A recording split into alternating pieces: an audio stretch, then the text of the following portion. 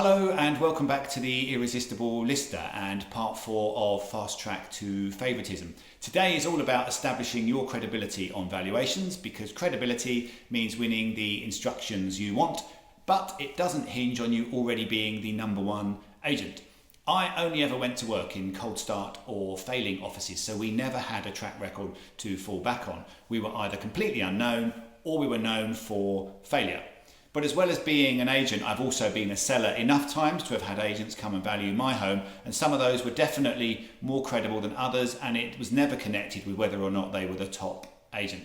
So I think there are 5 things you can do to establish your credibility on a valuation, and it all begins with when that front door opens, because that's when you'll create your first impression and you want it to be a good one.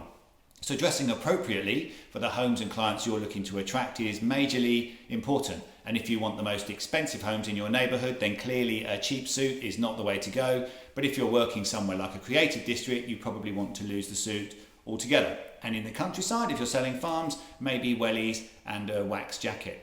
Once you're inside, it's time to make that appointment all about the owner. So rather than just running off immediately to look around the property and leaving them to their own devices, take the time to sit down with them, get their story and get them talking about themselves, because talking about themselves is everybody's favourite subject.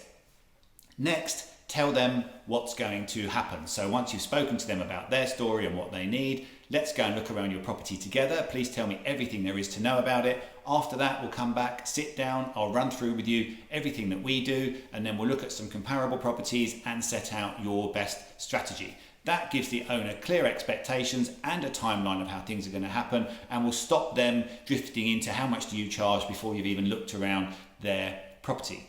So when you do go and sit back down with them and show them what you do, you need a cracking valuation presentation, and I would use either a smart presentation folder or a tablet and set out for them as much as you can in picture form exactly what you do for your money. There's definitely some reluctance among agents in showing owners exactly what they do. Maybe they think owners don't have the time to hear it or don't want to hear it, but trust me, owners are really interested in why they're going to be paying you thousands of pounds. So then you can run through with them some comparable properties to justify your valuation, but more importantly, this is where you can use your knowledge that you've learned before to drop in some nuggets about all you know about their kind of home and their kind of neighbourhood, to show them that you really know what you are talking about. Owners are more than open to being impressed, but I think they rarely are impressed, which is why they do things like go for the cheapest agent or pick the highest valuation or go for the largest chain. But there's no real evidence that those are owners' priorities. So establishing your credibility allows you to make that valuation go your way. So that's it for today. Hope to see you back here tomorrow for part 5 of Fast Track to Favouritism. And remember, everything's easier when you're the favourite.